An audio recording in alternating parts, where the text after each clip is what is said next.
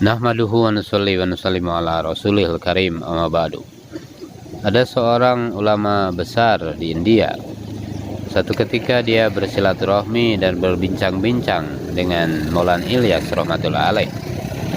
Maka di sela-sela pembicaraan dan obrolan mereka, datanglah seseorang tamu lagi. Maka dia sampaikan masalah. Dia katakan, toko saya bangkrut. Saya sengaja datang supaya Maulana Ilyas berdoa. Maka Maulana Ilyas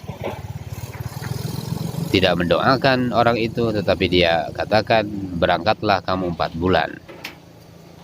Maka dia menjawab, insya Allah saya akan berangkat 4 bulan. Setelah orang itu pergi, maka tiba-tiba datang lagi tamu yang lain. Dia katakan, mengajukan masalah, istri saya sakit, tidak sembuh, sudah diobati kemana-mana, saya minta doa. Semoga dengan doamu Allah subhanahu wa ta'ala selesaikan masalah-masalah saya. Kemudian Syekh Ilyas menjawab, segeralah berangkat kamu 4 bulan. Orang itu menjawab, insya Allah saya akan bawa amalan ini dan saya akan berusaha mengamalkan apa yang engkau perintahkan. Saya niat insya Allah berangkat 4 bulan. Hadirin dimuliakan oleh Allah subhanahu wa ta'ala. Maka ulama besar ini dia terheran-heran. Padahal Syekh Ilyas adalah seorang wali. Mengapa engkau tidak berdoa saja, Syekh? Orang itu sudah susah, membawa kesusahan. Sekarang dengan kamu menyuruh 4 bulan, maka seolah-olah dia menambah susah lagi. Sekarang sebetulnya tinggal kamu berdoa. Doa saja untuk mereka. Apa susahnya langsung berdoa? Syekh Ilyas menjawab, dunia ini tempat masalah. Selesai yang satu, datang lagi masalah yang lain. Kalau dia selesai dari satu masalah, maka dia akan minta doa lagi. Akhirnya dia tidak berhubungan dengan Allah subhanahu wa ta'ala, tetapi dia akan senantiasa berhubungan dengan Ilyas. Dengan menyuruh mereka 4 bulan, saya menginginkan bahwa setiap masalah yang akan datang kepada mereka, mereka akan langsung berhubungan dengan Allah subhanahu wa ta'ala, supaya ta'alluq kepada Allah subhanahu wa ta'ala, menyerahkan diri kepada Allah subhanahu wa ta'ala. Dan itulah maksudnya diutus seluruh nabi. Dalam setiap amal kita, dalam setiap 2,5 jam kita, dalam jaulah kita, dalam taklim kita, dalam setiap amalan-amalan dakwah, adalah untuk membentuk keyakinan. Bagaimana memasukkan keyakinan hanya kepada Allah subhanahu wa ta'ala. Ada beberapa pertanyaan, atau mungkin orang juga banyak bertanya, 2,5 jam ini apa yang harus dilakukan? Maka begitu banyak datang juga surat kepada masyaikh, banyak pertanyaan. Yang penting bukan apa yang dilakukan, yang penting itu luangkan waktu dulu. Kalau bertanya dan bertanya terus, akhirnya makin mempersulit diri sendiri. Kalau 2,5 jam tidak memberi waktu, maka tanya terus. Yang penting kita amalkan. Beri waktu dulu untuk 2,5 jam. Mungkin ada beberapa pertanyaan, bolehkah 2,5 jam sambil ngopi, sambil ini, sambil itu? Yang penting itu bukan banyaknya pertanyaan, tapi kerjakan dulu. Yang penting itu apa? Memberi waktu dulu untuk buat 2,5 jam. 10% dari 24 jam adalah 2,5 jam. Maka 10% ini belajar pasrah, belajar tawakal kepada Allah subhanahu wa ta'ala. Man jaa bil hasanati falahu asyru amsalihha.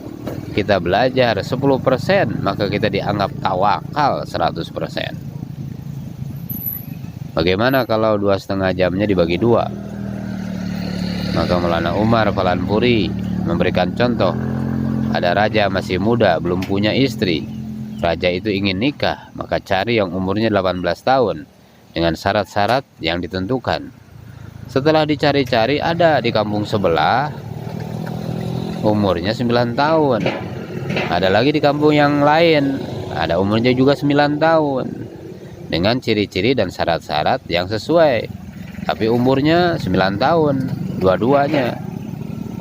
Kira-kira diterima tidak oleh raja? Saudara-saudara yang dimuliakan oleh Allah Subhanahu wa taala, dunia ini adalah sementara.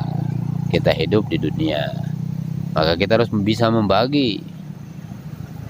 Untuk dunia 90%, untuk akhirat 10%.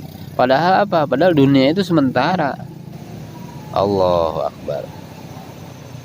90% untuk dunia saja. Mau berapa lagi untuk akhirat yang abadi? Masya Allah. Sudah 2,5 jam susah, 3 harinya daftari lagi. Masya Allah. Kenapa harus daftari? Karena lemahnya iman kita. Maka kita tanya kepada penanggung jawab, tanya kepada syuro, bagaimana, apakah boleh daftari? Ya mungkin diizinkan, karena syuro mungkin merasa kasihan. Syuro mutus karena lemah iman yang terjadi pada orang yang bertanya itu. Saudara-saudara yang dimuliakan Allah Subhanahu wa taala, ada orang bertanya kepada Hadraji, saya kerja di pabrik tapi nggak siap, gimana, bolehkah saya pakai janggot terus? Tapi keadaan di pabrik begini, keadaan di pabrik begitu. Maka kata Hadraji, ya sudah, jangan pakai jenggot kamu. Jenggot itu tumbuhnya bukan di sini, tapi di sini, kata Hadraji. Ditunjukkan ke hati. Saudara-saudara yang dimuliakan oleh Allah Subhanahu wa taala, maka ada ulama yang bilang, antum ini kan masyaikh, kenapa itu tidak ditargib-targib supaya dia pakai jenggot? Maka hadirin dimuliakan oleh Allah Subhanahu wa taala, Hadraji menyatakan jangan dulu memakai jenggot. Artinya apa? Ya memang kesiapan orangnya itulah, kesiapan orang yang bertanya itulah yang tidak mampu untuk istiqomah memakai jenggot. Saudara-saudara yang dimuliakan oleh Allah Subhanahu wa taala. Kemudian ada orang yang dia katakan, saya baru keluar 4 bulan, saya kerja di bank, bolehkah saya tinggalkan kerja? Maka Hadraji menjawab, jangan. Dia bertanya itu karena memang dia belum siap. Nanti kalau imannya sudah siap, maka otomatis dia akan tinggalkan sendiri. Jadi hadirin dimuliakan oleh Allah Subhanahu wa taala, inilah keadaan umat. Kenapa dijawab jangan? Kan antum tahu bahwa di bank itu riba. Tapi itulah keadaan umat, hadirin. Orangnya sendiri tidak siap, bagaimana? Allahu Akbar. Di beberapa tempat di India ini, dia PNS, guru, pegawai negeri, sudah 30 tahun tidak pernah terlewat. 2,5 jam tidak pernah terlewat. 40 hari tiap tahun tidak pernah terlewat. 4 bulan sudah 4 kali, negeri jauh sudah 2 kali, pergi haji juga. Apakah pekerjaannya itu hilang dengan istiqomah dalam dakwah? Tidak, bahkan dimuliakan. Di India ini banyak lagi juga pegawai-pegawai swasta yang lain. Saudara-saudara sekalian, di Indonesia pegawai negeri, pegawai swasta banyak, tapi hutangnya juga nggak lunas-lunas. Beda dengan yang istiqomah, dakwah jalan, tidak terlilit dengan hutang. Nah, ini jadi contoh, hadirin. Saudara-saudara yang dimuliakan oleh Allah Subhanahu wa taala, 30 tahun yang lalu ada jamaah dari Nijamuddin Mirza Yasin. Maka Yasin ini adalah seorang yang keluar dengan Maulana Yusuf rahmatullah alaih. Maulana Yusuf mengatakan kepada Yasin, menjelaskan betapa pentingnya dakwah. Bahkan beliau menjelaskan kepada Yasin, kalau seandainya ditawarkan kerajaan Nabi Sulaiman sedikit pun, maka jangan dilirik sedikit pun. Maka kita harus buat amal dakwah dengan sungguh-sungguh. Tiba waktunya buat amal dakwah, maka yang jadi rintangan toko, yang jadi rintangan istri, yang jadi rintangan tangisan anak, maka tetap kita buat dakwah dengan istiqomah. Seperti kita akan tebang pohon, maka tebas, baru akan nanti datang pertolongan Allah Subhanahu wa Ta'ala. Wahai Yasin, kalau sekiranya kamu istiqomah dengan waktu-waktu yang telah ditentukan, tidak dimaju mundurkan, dan kamu atur waktu itu ikut tarikh hijriyah, maka kalau kamu buat semaksimal mungkin ternyata masih ada halangan juga, pasrahkan kepada Allah Subhanahu wa Ta'ala. Kalau sekiranya kamu memiliki sifat istiqomah yang demikian, maka kamu tidak akan mati sebelum diangkat menjadi walinya Allah Subhanahu wa Ta'ala. Maka kata orang-orang lama Maharashtra pada waktu itu, setelah mendengar kargo jari tersebut, maka kami belajar istiqomah tepat waktu keluar di jalan Allah Subhanahu wa Ta'ala. Waktu itu kurang lebih ada 100 orang yang sangat miskin-miskin, ngasih makan aja kepada jemaah yang sedang bergerak tidak bisa.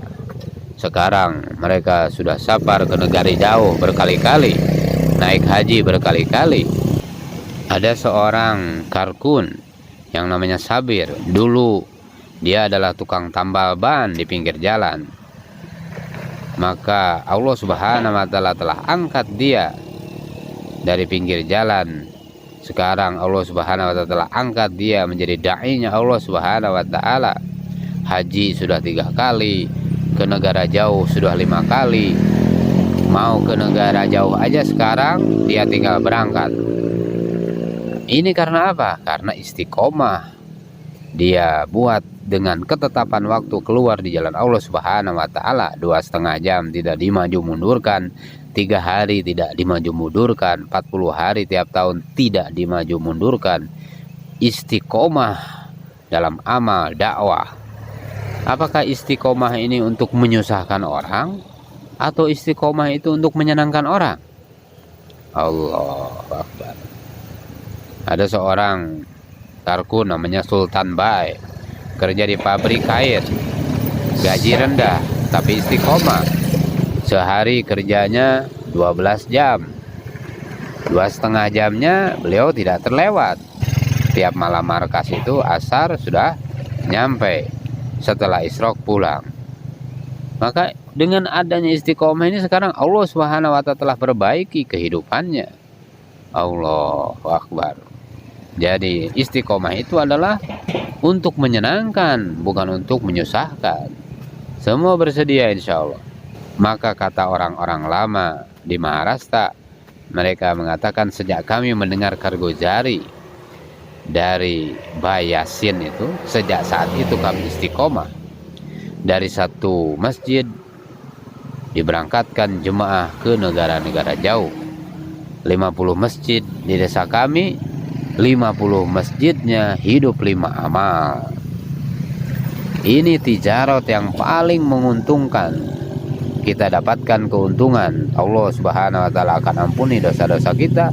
Allah Subhanahu wa Ta'ala akan masukkan ke dalam surga, dan Allah Subhanahu wa Ta'ala akan memberikan kepada kita tempat tinggal yang bagus-bagus. Allah Subhanahu wa Ta'ala masukkan ke dalam taman-taman surga yang mengalir di bawahnya sungai-sungai, dan Allah Subhanahu wa Ta'ala berikan tempat tinggal yang bagus-bagus di surga yang kekal abadi. Balasan yang terbaik di dunia bagaimana? Pertolongan Allah Subhanahu wa Ta'ala dan fathun qarib, yaitu pembukaan, kesuksesan. Bila kita istiqomah, maka nusratullah di depan mata. dengan istiqomah kita sempurnakan amal buat pengorbanan. Maka apabila kita buat kerja ini dengan sungguh-sungguh, maka pertolongannya pun 10 kali lipat. 10 kali lipat daripada kalian, yaitu daripada para sahabat. Kalau satu orang diberi pertolongan, yang mudah-mudah kita kerjakan, yang susah-susah Allah Subhanahu wa Ta'ala yang buat kerjakan. Yang mudah itu apa? Kamu nikah. Yang susah buat anak, nanti Allah Subhanahu wa Ta'ala yang buat. Yang mudah kerja kita, yang susah kerja Allah Subhanahu wa Ta'ala. Serahkan kepada Allah Subhanahu wa Ta'ala. Ketika mau berangkat, pasrahkan kepada Allah Subhanahu wa Ta'ala. Nanti Allah Subhanahu wa Ta'ala akan tolong. Wa kana haqqan alaina nasrul mu'minin. Dia makin gelisah saja, masalah tidak selesai-selesai.